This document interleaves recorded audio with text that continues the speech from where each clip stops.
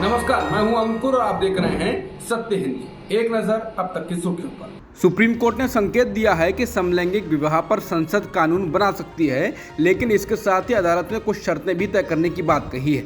शीर्ष अदालत ने गुरुवार को कहा कि सरकार को समलैंगिक जोड़ों को संयुक्त बैंक खाते खोलने या बीमा पॉलिसियों में भागीदार नामित करने जैसे बुनियादी सामाजिक अधिकार देने का एक तरीका खोजना चाहिए, क्योंकि ऐसा लगता है कि समलैंगिक विवाह को वैध बनाना संसद का विशेषाधिकार है।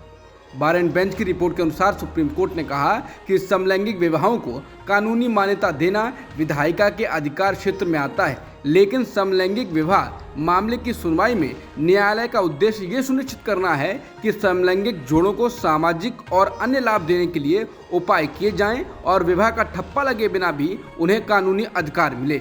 बार एंड बेंच की रिपोर्ट के अनुसार सीजेआई ने कहा कि एक बार जब आप पहचान लेते हैं कि साथ रहने का अधिकार है और ये एक स्थायी रिश्ते का लक्षण हो सकता है, और एक बार जब आप कहते हैं कि साथ रहने का अधिकार एक मौलिक अधिकार है, तो ये राज्य का दायित्व है कि साथ रहने के सभी सामाजिक प्रभाव एक कानूनी मान्यता है। हम शादी के मामले में बिल्कुल नहीं जा रहे हैं। सीजेआई ने ये बात तब कही जब केंद्र सरकार का प्रतिनिधित्व कर रहे सॉलिसिटर जनरल तुषार मेहता ने कहा कि समलैंगिक व्यक्तियों को साथ रहना, एक साथी चुनने आदि का मौलिक अधिकार है, लेकिन उन पर विवाह का ठप्पा नहीं लगाया जा सकता है।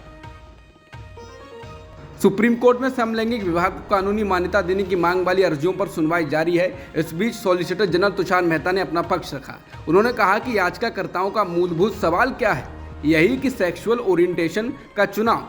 सॉलिसिटर जनरल तुषार मेहता ने कहा कि कल्पना करिए कि 5 साल बाद एक ऐसी स्थिति हो, मैं किसी ऐसे रिश्ते में किसी के प्रति आकर्षित हो जाऊं जो समाज में स्वीकार नहीं है। तो दुनिया भर में अनाचार कोई असामान्य बात नहीं है, लेकिन ये समाज में स्वीकार नहीं है। मान लीजिए मैं अपनी बहन की तरफ आकर्षित हो जाऊं और अपनी स्वतंत्रता का दावा कर कहूं ये मेरा निजी अधिकार है, अपने घर के भीतर कुछ भी करूं, तो क्या इसे ये कहकर चुनौती नहीं दी जा सकती है कि इसे कैसे प्रतिबंधित किया जाए? इस पर भारत के मुख्य न्यायाधीश डीवाई चंद्रचूड़ ने तुरंत टिप्पणी की। उन्होंने कहा ये अतार्किक होगी। लाइव लॉ की रिपोर्ट के अनुसार उन्होंने कहा कि सेक्सुअल ओरिएंटेशन या व्यक्ति के रूप में आपकी स्वायत्तता का उपयोग विवाह के सभी पहलुओं में कभी नहीं किया जा सकता है, जिसमें विवाह में प्रवेश, निषिद्ध रिश्ते, जिन आधारों पर विवाह भंग किया जा सकता है। शादी के प्रत्येक पहलू में सेक्सुअल ओरिएंटेशन और स्वायत्तता की बात नहीं की जा सकती है। आप ऐसी दलील नहीं दे सकते हैं कि आपका सेक्सुअल ओरिएंटेशन इतना ज़रूरी है कि आपको अनाचार की अनुमति दे दी जाए। कुछ नियम यूनिवर्सल होते हैं, कोई भी अदालत कभी भी इसका समर्थन नहीं करेगी। बता दें, चीफ जस्टिस डीवाई चंद्रचूड़ और justice Sanjay Kishan Kaul, justice S Ravindra Bhat, justice Hema Kohli और जस्टिस पीएस नरसिम्हा की संविधान पीठ के समक्ष सुनवाई का आज 6वां दिन है। प्रधानमंत्री नरेंद्र मोदी पर बनी बीबीसी की चर्चित डॉक्यूमेंट्री दिखाने पर दिल्ली विश्वविद्यालय से निलंबित एक छात्र को दिल्ली हाईकोर्ट ने राहत दे दी है। जस्टिस पुरुषेंद्र कुमार गौरव ने प्राकृतिक न्याय के उल्लंघन के फैसले को रद्द कर दिया और विश्वविद्यालय में एनएसयूआई के राष्ट्रीय सचिव लोकेश चुग का प्रवेश बहाल कर दिया है। अदालत ने कहा कि अदालत 10 मार्च 2023 के विवादित आदेश को बनाए रखने में असमर्थ है। विवादित आदेश को रद्द किया जाता है, याचिकाकर्ता का एडमिशन बहाल किया जाता है। अदालत ने लोकेश चुग की उस याचिका का निस्तारण कर दिया जिसमें विश्वविद्यालय के रजिस्ट्रार के कार्यालय द्वारा 10 मार्च को पारित ज्ञापन को चुनौती दी गई थी, जिसमें उन्हें 1 साल के लिए परीक्षा देने से रोक दिया गया था। अदालत ने विश्वविद्यालय के फैसले को सहज न्याय का उल्लंघन बताया। इससे पहले पिछले महीने की 10 तारीख को दिल्ली विश्वविद्यालय के रजिस्ट्रार ने लोकेश चुग को 1 साल के लिए निलंबित करते हुए उन्हें परीक्षा में बैठने पर पाबंदी लगा दी थी।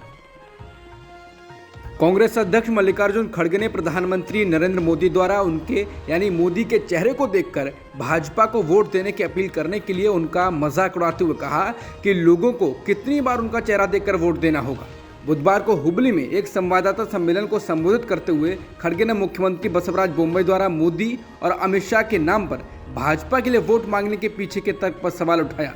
खड़गे ने कहा कि अगर सीएम बोम्मई ने अपने कामों के आधार पर वोट की अपील की होती तो समझदारी होती, इसके बजाय वो लोगों से मोदी का चेहरा देखकर भाजपा को वोट देने के लिए कह रहे हैं। उन्होंने कहा ये संसदीय चुनाव नहीं है, यहाँ तक कि विधानसभा चुनाव के लिए मोदी और शाह लगातार कर्नाटक का दौरा कर रहे हैं। लोगों को कितनी बार उनका यानी मोदी का चेहरा देखना होगा? क्या पंचायत चुनाव में भी लोगों को उन्हें देखकर बीजेपी को वोट देना होगा? क्या वो वहाँ भी चुनाव लड़ेंगे? कर्नाटक विधानसभा चुनाव से पहले कांग्रेस अध्यक्ष मल्लिकार्जुन खड़गे ने गुरुवार को कलबुर्गी में एक रैली को संबोधित करते हुए प्रधानमंत्री मोदी की तुलना जहरीले सांप से की। उन्होंने कहा कि पीएम मोदी एक जहरीले सांप की तरह हैं। खड़गे ने कहा कि अगर लोग इसे चाट लेंगे तो वो मर जाएंगे। मल्लिकार्जुन खड़गे चुनावी राज्य कर्नाटक में अपने निर्वाचन क्षेत्र कलबुर्गी में बोल रहे थे। वहीं मल्लिकार्जुन खड़गे पर पलटवार करते हुए भाजपा ने कहा कि कांग्रेस प्रमुख ने जो टिप्पणी की वो सोनिया गांधी के मौत का सौदागर वाली टिप्पणी से भी बदतर है। केंद्रीय मंत्री अनुराग ठाकुर ने कहा, कांग्रेस ने मल्लिकार्जुन खड़गे को पार्टी अध्यक्ष बनाया, लेकिन कोई उन्हें ऐसा नहीं मानता है, इसलिए उन्होंने ऐसा बयान देने के बारे में सोचा जो सोनिया गांधी द्वारा दिए गए बयान से भी बुरा है। हालांकि बाद में मीडिया से बातचीत के दौरान मल्लिकार्जुन खड़गे ने अपनी टिप्पणी को लेकर स्पष्टीकरण जारी किया। उन्होंने कहा, ये पीएम मोदी के लिए नहीं था, मेरे कहने का तात्पर्य ये था कि भाजपा की विचारधारा सांप की तरह है। मैंने पीएम मोदी के लिए व्यक्तिगत रूप से ये कभी नहीं कहा है। बुधवार को एक न्यूज चैनल के कार्यक्रम में बोलते हुए प्रधानमंत्री नरेंद्र मोदी ने आत्महत्या पर एक चुटकुला सुनाया, जिस पर राहुल गांधी, प्रियंका गांधी और कांग्रेस पार्टी ने प्रधानमंत्री मोदी पर आत्महत्या करने वाले बच्चों का मजाक उड़ाने का आरोप लगाया है। पीएम मोदी ने कहा था कि बचपन में एक चुटकुला हम सुनते थे, वो बताना चाहता हूँ। एक प्रोफेसर थे और उनकी बेटी ने आत्महत्या की तो एक चिट छोड़कर गई कि मैं जिंदगी में थक गई हूँ, मैं जीना नहीं चाहती, तो मैं काकरिया तालाब में कूद करके मर जाऊंगी। अब सुबह देखा तो बेटी घर में नहीं है, बिस्तर में चिट्ठी मिली तो पिताजी को बहुत गुस्सा आया कि मैं प्रोफेसर, इतने साल मैंने मेहनत की, अभी भी काकरिया की स्पेलिंग गलत लिख कर जाती है। इस बात पर वहाँ मौजूद लोग हंसने लगते हैं। इसी को लेकर राहुल गांधी ने लिखा है कि हजारों परिवार आत्महत्या के कारण अपने बच्चों को खोते हैं, प्रधानमंत्री को उनका मजाक नहीं उड़ाना चाहिए। प्रियंका गांधी ने कहा कि डिप्रेशन और आत्महत्या खासकर युवाओं में कोई हंसी का विषय नहीं है। प्रियंका ने लिखा, एनसीआरबी के आंकड़ों के अनुसार 2021 में 1,64,033 भारतीयों ने आत्महत्या की, जिनमें से बड़ी संख्या में मरने वाले 30 साल से कम उम्र के थे। ये एक त्रासदी है, मजाक नहीं। कांग्रेस ने कहा है कि प्रधानमंत्री जी आत्महत्या पर चुटकुला सुना रहे हैं। आत्महत्या को लेकर कोई भी इंसान इतना संवेदनहीन कैसे हो सकता है। सरकारी आंकड़े बताते हैं कि 2021 में 1.64 लाख से ज़्यादा भारतीयों ने खुदकुशी की। हमारे देश में हर रोज़ 450 लोग आत्महत्या करने को मजबूर हैं और प्रधानमंत्री के लिए ये एक चुटकुला है। कर्नाटक विधानसभा चुनाव 10 मई को हैं, लेकिन पीएम मोदी बाकी चुनावी राज्यों की तरह कर्नाटक में रैलियां नहीं कर रहे हैं। उन्होंने इस बार भी वीडियो कॉन्फ्रेंसिंग के माध्यम से भाजपा कार्यकर्ताओं और मतदाताओं को संबोधित किया है। वो वहां नहीं पहुंचे। उन्होंने कहा कि अगर आप बूथ स्तर पर जीतना चाहते हैं तो 10 महिलाओं और 10 पुरुषों का एक मजबूत समूह बनाना सुनिश्चित करें। विशेष रूप से गरीबों, महिलाओं, युवाओं, दलितों के कल्याण से संबंधित सरकार की पहलों के बारे में आगे बढ़ें, रणनीति बनाएं, प्रत्येक महत्वपूर्ण रिकॉर्ड रखें, सुनिश्चित करें कि आप सभी जानकारी और डेटा से अवगत हैं। पीएम मोदी ने कहा कि जब ये जानकारी घरों में पहुंचेगी तो इसका प्रभाव पड़ेगा। ये उन्हें विश्लेषण करने और ये जानने में मदद करेगी कि भाजपा को क्यों चुना जाए। इस तरह हम सही मायने में लोगों और देश की सेवा करेंगे। उन्होंने ये भी कहा कि डबल इंजन सरकार का फायदा कर्नाटक को मिला है और बीजेपी किस तरह से काम करती है। पीएम मोदी ने कहा कि कर्नाटक में लोकतंत्र का उत्सव चल रहा है। भाजपा ने तो हमेशा चुनावों को लोकतंत्र के महोत्सव की तरह सेलिब्रेट किया है।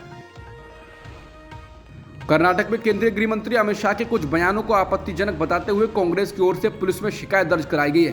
कांग्रेस को अब एफआईआर का इंतजार है। कांग्रेस ने इन्हीं बयानों को लेकर केंद्रीय चुनाव आयोग में भी शिकायत की है। बता दें, बेलगावी की एक रैली में केंद्रीय गृह मंत्री अमित शाह ने कहा था कि अगर कांग्रेस कर्नाटक में सत्ता में आती है तो राज्य में दंगे होंगे। इस बयान के खिलाफ कांग्रेस नेता रणदीप सिंह सुरजेवाला, परमेश्वर और डीके शिवकुमार ने बेंगलुरु के हाई ग्राउंड्स में पुलिस शिकायत दर्ज कराई है।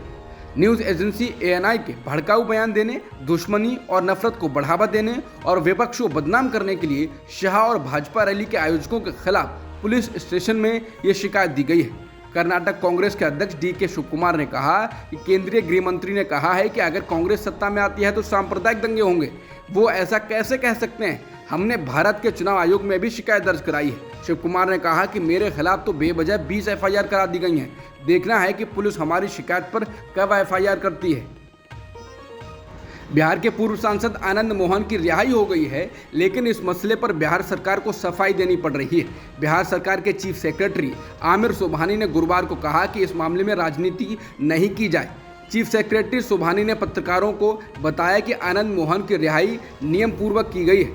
इसमें किसी भी तरह से नियम का उल्लंघन नहीं किया गया है। पूर्व सांसद सजायाफ्ता आनंद मोहन को किसी प्रकार की कोई रियायत नहीं दी गई। उन्होंने कहा कि आनंद मोहन अपनी सजा पूरी कर चुके हैं, जिसके बाद उन्हें जेल से रिहा किया गया है। उन्होंने कहा कि आजीवन कारावास की सजा पाए कैदियों को 20 साल जेल में रहने के बाद रिहा कर दिया जाता है।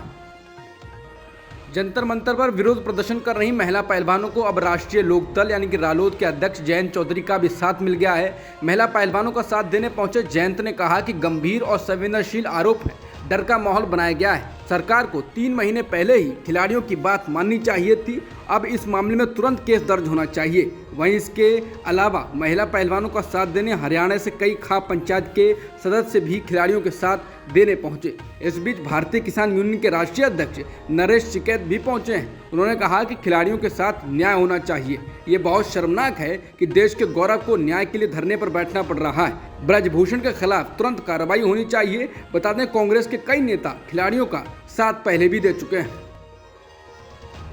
भारतीय कुश्ती महासंघ के अध्यक्ष और भाजपा सांसद ब्रजभूषण शरण सिंह के यौन शोषण की कहानियां बड़ी मुश्किल से निकलकर सामने आई हैं। इंडियन एक्सप्रेस से फिजियोथेरेपिस्ट परमजीत मलिक ने कई कहानियों को साझा किया है। इंडियन एक्सप्रेस के मुताबिक भाजपा सांसद के खिलाफ यौन शोषण के आरोपों की पुष्टि करते हुए 2014 में लखनऊ नेशनल कैंप में मौजूद रहे एक फिजियोथेरेपिस्ट ने कहा है कि कैंप में कम से कम 3 जूनियर महिला पहलवानों ने बताया उन्हें कैसे दबाव का सामना करना पड़ा और रात में ब्रजभूषण से मिलने के लिए कहा गया। जंतर मंतर पर पहलवानों के विरोध प्रदर्शन के दौरान द इंडियन एक्सप्रेस से बात करते हुए फिजियोथेरेपिस्ट परमजीत मलिक ने कहा कि लड़कियां अपने सीनियर खिलाड़ियों को इस यौन शोषण के बारे में बताते हुए बहुत रोई थीं। परमजीत ने कहा कि उन्होंने तत्कालीन महिला कोच कुलदीप मलिक को इन सारी बातों की जानकारी दी, लेकिन कोई कार्रवाई नहीं की गई। इंडियन एक्सप्रेस ने ब्रजभूषण शरण और कुलदीप मलिक का पक्ष जानने के लिए उनसे बात करने की कोशिश की, लेकिन वो उपलब्ध नहीं हो सके। हालांकि भाजपा सांसद ब्रजभूषण शरण सिंह ने लगातार ऐसे आरोपों का खंडन किया है और कहा है कि उनके खिलाफ एक साजिश का हिस्सा हैं। पहलवानों के मामले में परमजीत ने इंडियन एक्सप्रेस को बताया कि फरवरी 2023 में वो ब्रजभूषण के खिलाफ आरोपों की जांच के लिए खेल मंत्रालय के द्वारा गठित निगरानी समिति के सामने 2 बार पेश हुए थे।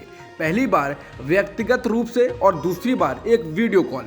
उन्होंने कहा कि उन्होंने 2014 की घटना की जानकारी जांच समिति को दी थी। बता दें कि खेल मंत्रालय ने सोमवार को जांच समिति के जिन प्रमुख निष्कर्षों को साझा किया वो ब्रजभूषण के खिलाफ यौन शोषण के आरोपों पर चुप हैं और सिर्फ कुश्ती महासंघ के अंदर की खामियों का उल्लेख है। इंडियन एक्सप्रेस के मुताबिक 2014 के नेशनल कैंप को याद करते हुए परमजीत ने दावा किया कि उन्होंने पहली बार 3 से 4 कैडेट पहलवानों को लखनऊ में भारतीय खेल प्राधिकरण केंद्र में शिविर से बाहर जाते देखा था। ये लड़कियां रात 10 बजे के बाद जा रही थीं।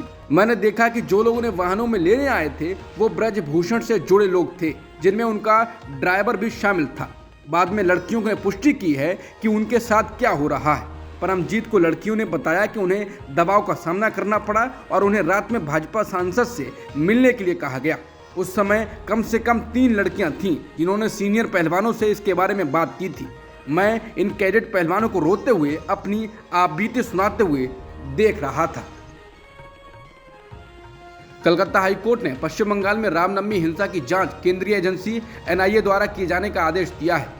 पिछले महीने रामनवमी पर आयोजनों के दौरान राज्य के विभिन्न इलाकों में सामुदायिक दंगे भड़क गए थे। इस दौरान तोड़फोड़, आगजनी और पत्थरबाजी की घटनाएं सामने आईं।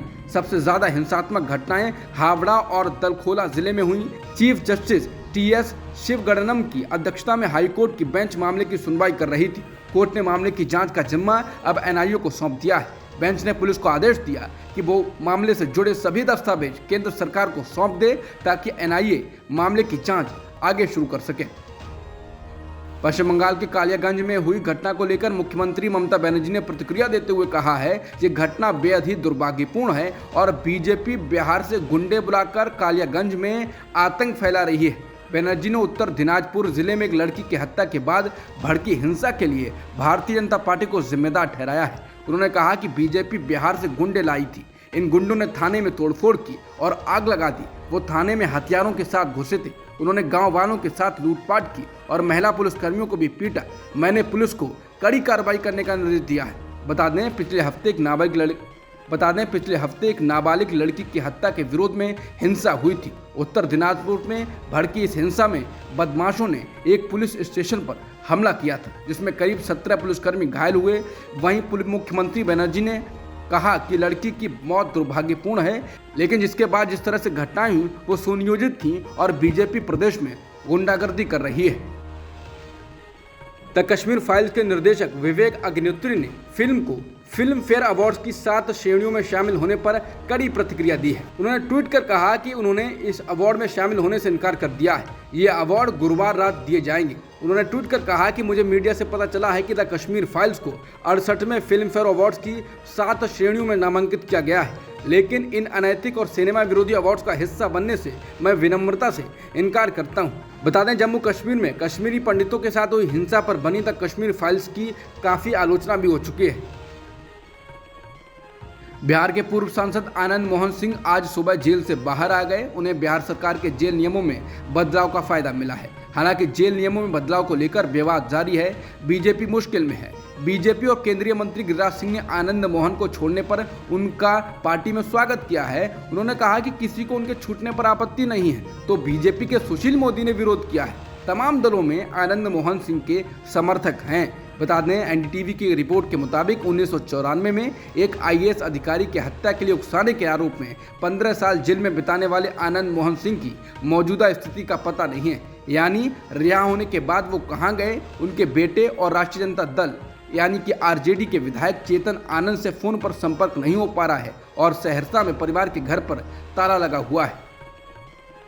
जेल नियमों में बदलाव कर मध्य प्रदेश में भी एक नेता को रिहा कर दिया गया है। आनंद मोहन की रिहाई पर शोर मचा रही बीजेपी की सरकार वाले राज्य मध्य प्रदेश में इस नेता को कैबिनेट मंत्री का दर्जा प्राप्त है। पिछले हफ्ते मध्य प्रदेश के गृह मंत्रालय से मंजूरी मिलने के बाद मुरैना से पूर्व विधायक रघुराज सिंह कंसाना के खिलाफ सभी आपराधिक मामले रद्द कर दिए गए हैं। कंसाना कई मामलों में आरोपी थे। उन पर 2012 में मुरैना में डकैती, हत्या का प्रयास और अपहरण जैसे गंभीर अपराधों का आरोप लगाया गया था। रघुराज सिंह कंसाना 2018 में कांग्रेस पार्टी के टिकट पर विधायक चुने गए थे। विधायक चुने जाने के कुछ समय बाद ही कमलनाथ सरकार ने उनके खिलाफ दर्ज कराए गए मामलों को खारिज करने का प्रयास किया, लेकिन उस समय कानून मंत्रालय ने इस मांग को ये कहकर खारिज कर दिया कि आरोप इतने गंभीर हैं कि उन्हें हटाया नहीं जा सकता। 2019 में सीबीआई ने भी बैंक धोखाधड़ी के एक मामले में मुरैना में कंसाना के आवास पर तलाशी ली थी। बैंक धोखाधड़ी के इस मामले में कंसाना का भतीजा आरोपी है। कंसाना 2020 में ज्योतिरादित्य सिंधिया के साथ कांग्रेस से बगावत करते हुए बीजेपी में शामिल हो गए। सदस्यता जाने के बाद खाली हुई सीट पर उन्होंने उपचुनाव लड़ा, लेकिन हार गए। लेकिन बीजेपी सरकार ने कंसाना को पिछड़ा वर्ग और अल्पसंख्यक कल्याण विभाग का अध्यक्ष बना दिया, जिसके चलते उन्हें कैबिनेट मंत्री का दर्जा मिल गया। अमेरिका के बड़े बड़े बैंक डूबने के बीच चीन अपनी करेंसी युआन के जरिए नया ग्लोबल ट्रेड लीडर बनने की आशंका में तेजी से आगे निकल रहा है। इस बीच अर्जेंटीना ने घोषणा की है कि वो चीन से जो सामान खरीदता है उसका भुगतान अब डॉलर की बजाय चीनी मुद्रा युआन में करेगा। हालांकि समाचार एजेंसी रॉयटर्स के मुताबिक अर्जेंटीना ये फैसला देश के घटते डॉलर के भंडार के मद्देनजर लिया है। एजेंसी के मुताबिक सरकारी बयान में कहा गया है कि अप्रैल के महीने में अर्जेंटीना का लक्ष्य करीब 1 अरब डॉलर के चीनी आयात का भुगतान युआन में करने का है। इस भुगतान के बाद करीब 79 करोड़ डॉलर का मासिक आयात भी चीन को युआन में किया जाएगा। अब तक की खबरों में इतना ही। बाकी खबरों के लिए बने रहिए सत्यहिंदी.com के साथ।